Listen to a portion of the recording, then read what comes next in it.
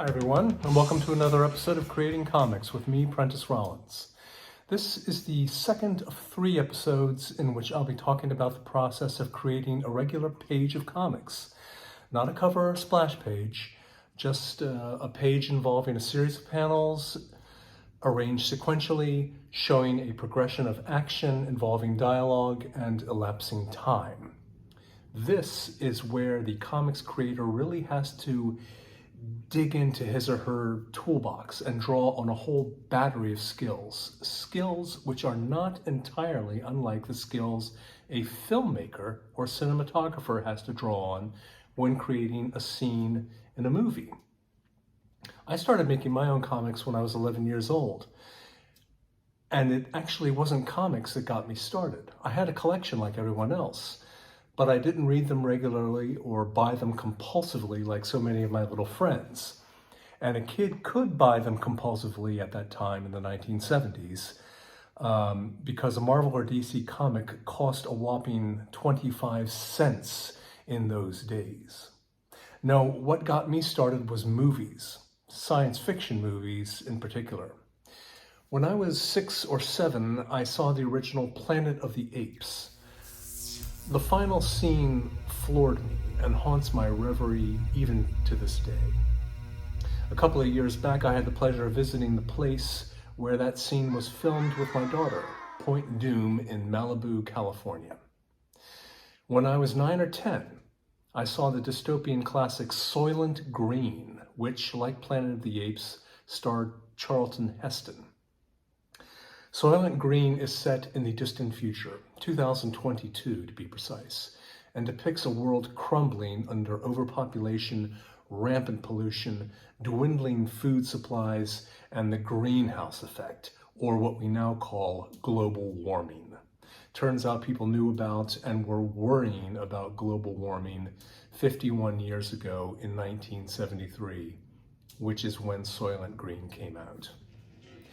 It opens with a frenetic montage showing a crowded, violent world gone mad. That montage remains, for my money, 2 of the finest, most affecting minutes in the history of cinema. Around the same time, I saw George Lucas's movie THX 1138, which is about a dystopian society living deep underground in the 25th century and one man's escape to the surface. The chase scene at the movie's climax, which very much prefigured the final chase down the Death Star trench in George Lucas's first Star Wars movie, affected me deeply and shaped the way that I think about action scenes.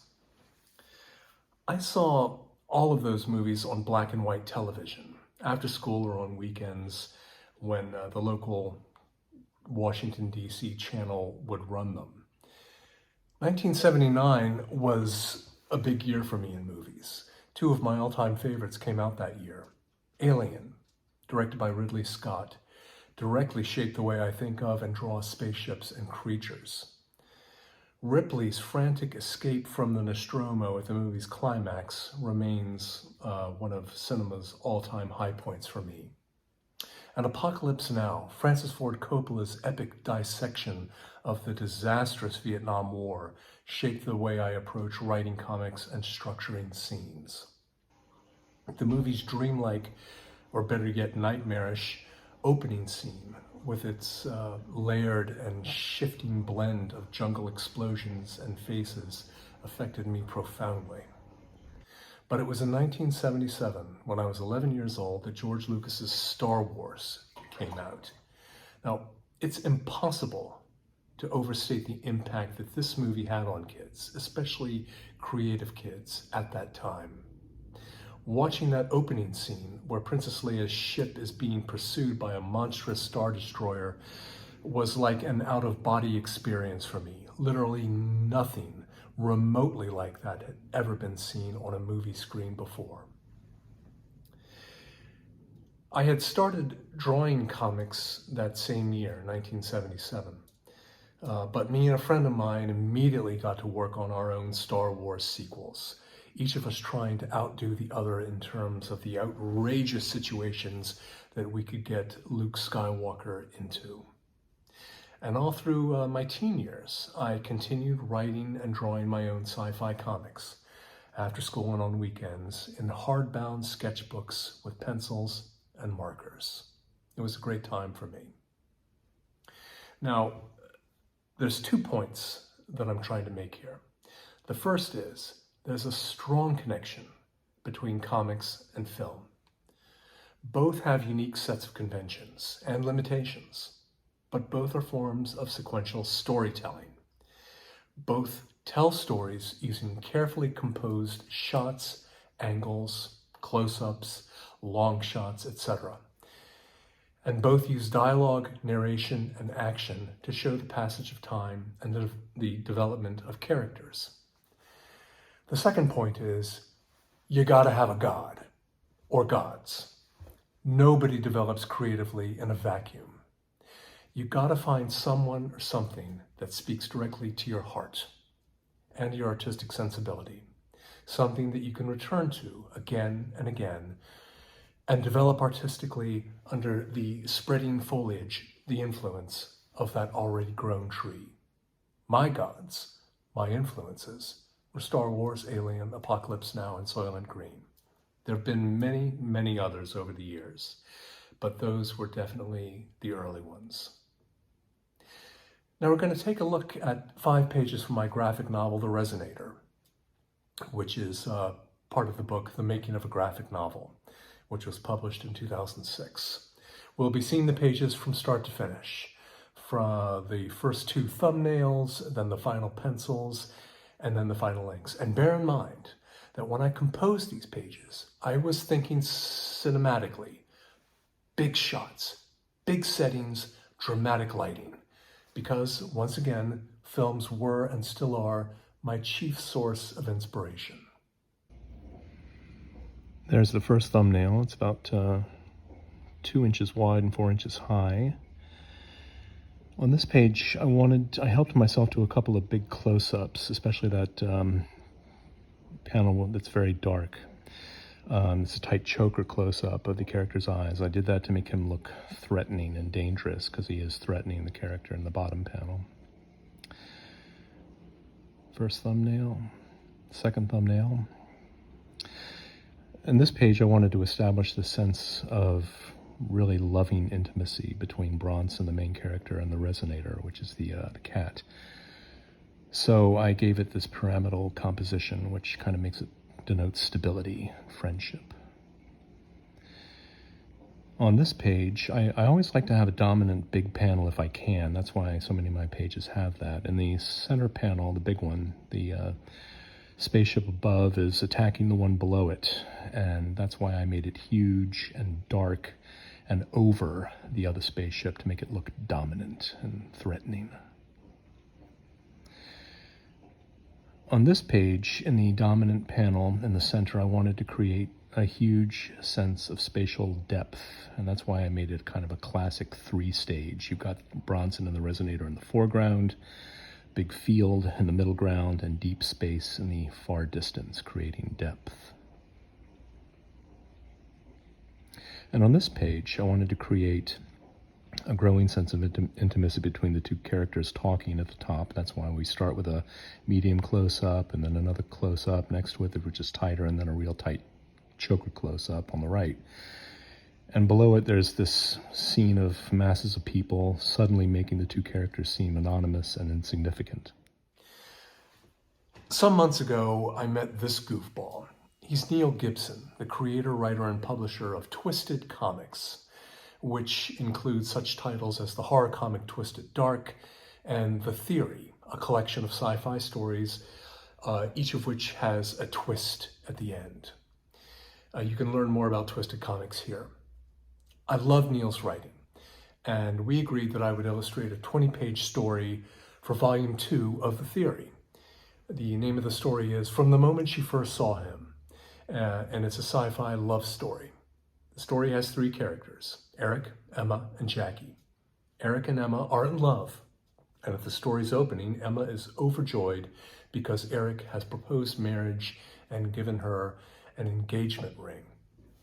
Then Eric learns that Jackie, an ex-flame who dumped him 2 years earlier, is in a hospital dying of a mysterious disease. Eric visits Jackie in the hospital, and the two fall in love all over again. The deeply hurt Emma confronts Eric. And at the story's end, Eric reveals to Emma that she's not human. She's an android, a comfort bot that he purchased 2 years earlier in order to help him get over Jackie. Sorry to give away the ending, but it's necessary in order for you to understand some of the creative decisions I made. And besides, it'll be in Volume 2 of The Theory, which will have plenty of other stories. All will include Neil Gibson's signature twist endings. All the pages in the story were done using Clip Studio Paint Pro, which is my software of choice when I'm working digitally. So, without further ado, let's take a look at the production of page 9 of From the Moment She First Saw Him. Here we're looking at my thumbnail, which I did in light blue ink. And when you're doing these very first thumbnails, the quality of the drawing doesn't really matter. That only comes in later. When you're doing the thumbnails, you're just kind of brainstorming and establishing shapes and compositions just to kind of get the intellect flowing. What I'm starting on now are the, quote-unquote final pencils, which I'm also doing in blue in a separate layer. You can see on the right my thumbnails layer, and I'm over that right now. This was the only page in this story in which I had a chance to draw a big splashy kind of backdrop, establishing that this is really the future. It is a science fiction story set in some unspecified future, but I really had to take advantage of this opportunity to make things look futuristic, because just about the entirety of the rest of the story is set inside a house, which looks, more or less like an ordinary house of today. And the only two real indications you have that this is the future is the fact that A, there's this scene with a futuristic, it's inside a hospital. They're just walking into a hospital, the two main characters, Eric and Emma. And it looks pretty futuristic, just in general, but also the fact that there's that floating robot kind of coming towards them. So I really kind of, decided to kind of go to town, here and really take my time and make this look pretty fancy and, impressively futuristic.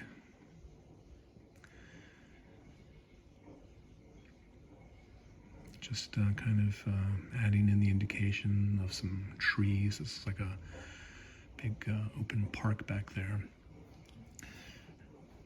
For Eric, in this panel, I was lazy, so I just kind of sampled the character design shot and laid it in. And I'm doing the same. I'm kind of using my character design of Jackie to guide me as I'm drawing her in that bottom panel.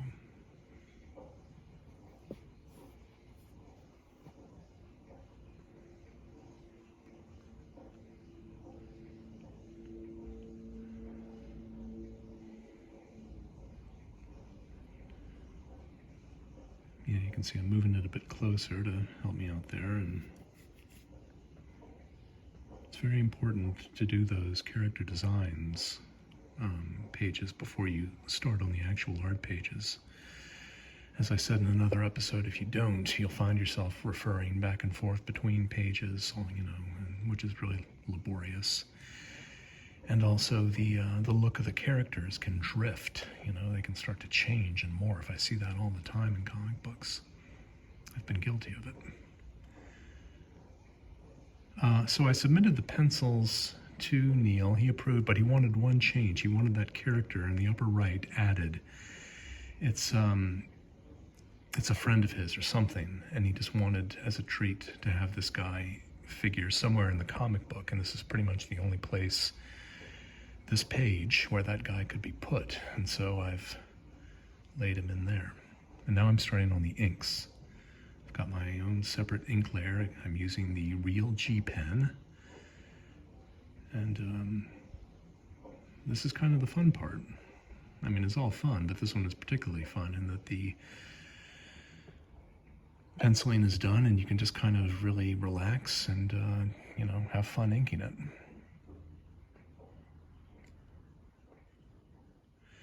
As I said before, I use when I'm inking digitally, I use the Real G Pen tool, which is part of Clip Studio, because it mimics pretty closely the look of actual inks. And here I've laid in the photograph that Neil provided me with of his friend, and I'm using it to guide me, changing his expression so he's not smiling. He's looking at his watch.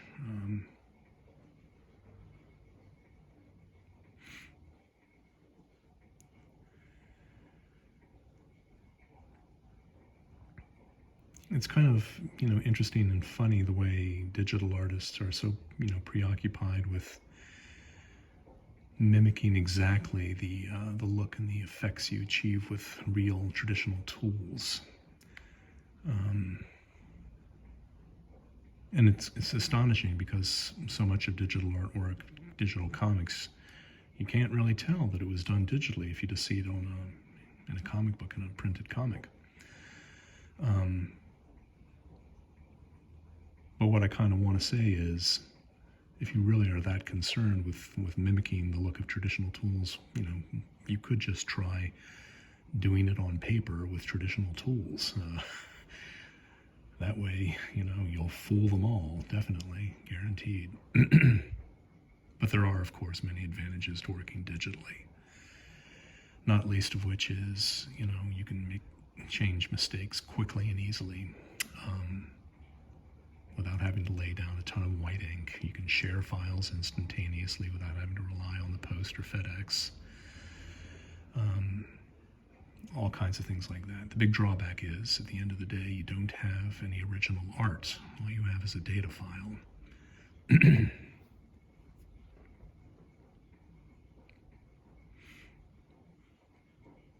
Again, this is sped up. I don't actually work this fast.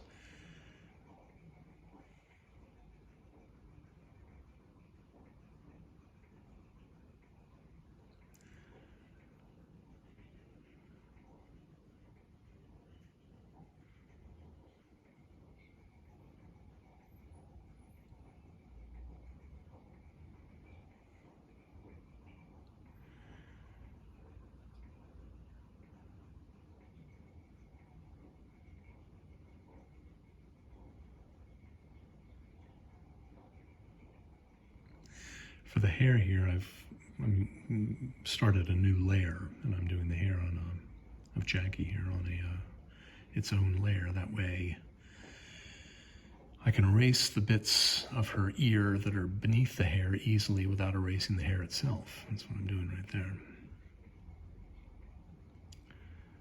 So there's all the characters are inked. Now I'm going to start on the backgrounds. Here I'm using the special ruler. It has a radial line tool, which you just lay down one vanishing point, and you can just, without having to rule in separate lines, you can just kind of draw, in perspective using the radial line special ruler tool. And I'm doing background obviously on its own layer. That's why I'm not bothering to, that way I can go in later and erase the bits that are behind the characters walking around. I can't say enough how important it is to keep your layers separate. 2 hours later.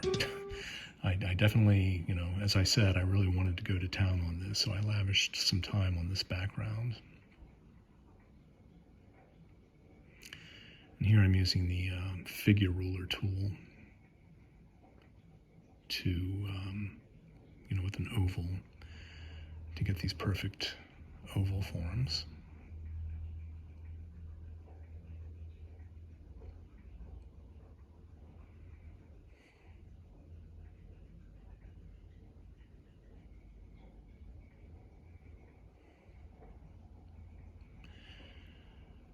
And I'm just kind of copying that oval, which has got its own layer, and pasting it, to make multiple versions of it to create this effect.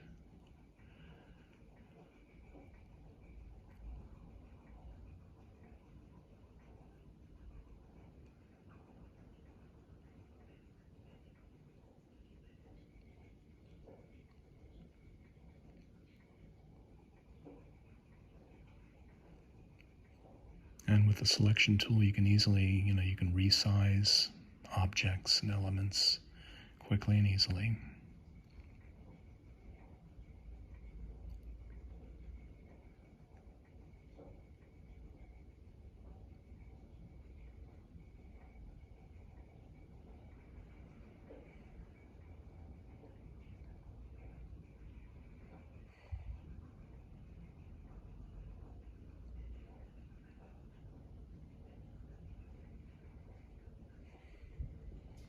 Using the straight ruler tool and the curve ruler tool to get these nice, consistent lines. So another advantage of working digitally is you don't have to have 10,000 rulers, straight edges, T-squares, French curves, and all the other stuff that you need when you're actually drafting ruled lines on paper.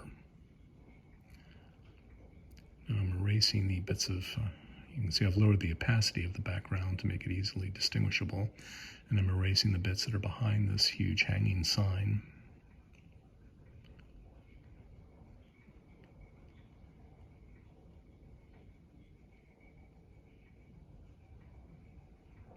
There we go.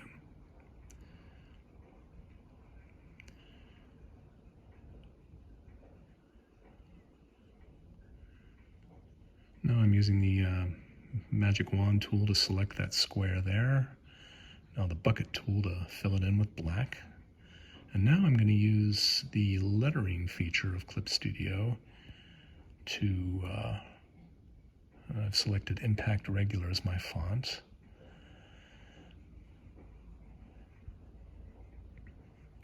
Lowering the size of the lettering.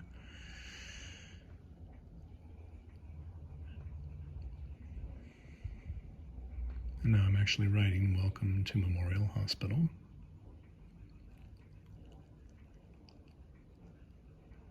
When you use the lettering tool, it automatically appears in its own text layer.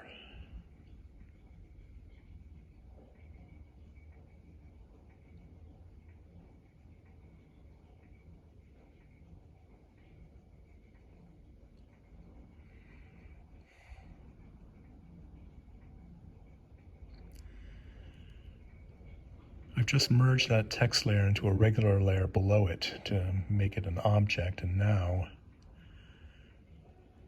I'm going to use the selection tool to select it, and so I can position it. Now I'm going to go to transform, and I'm going to choose mesh transformation, and watch what you can do with mesh transformation. Well, first of all, I'm making it bigger using the regular selection. All right, then I'm going to transform, mesh transformation, and now you can just kind of skew it any which way you want with the mesh transformation feature. I just want to make it look like it's kind of curving around the surface of this oval sign. I only discovered the mesh transformation feature fairly recently myself, but it's very handy precisely for things like this.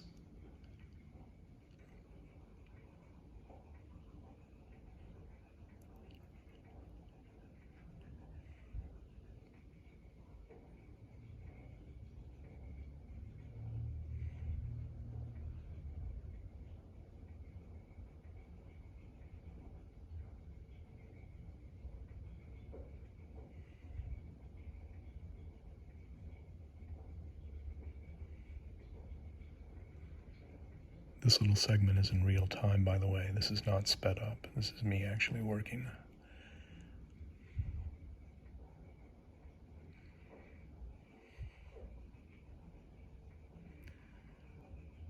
And I'm finishing the little details of the background here, using the parallel line ruler tool to guide me in the creation of this shiny glass effect.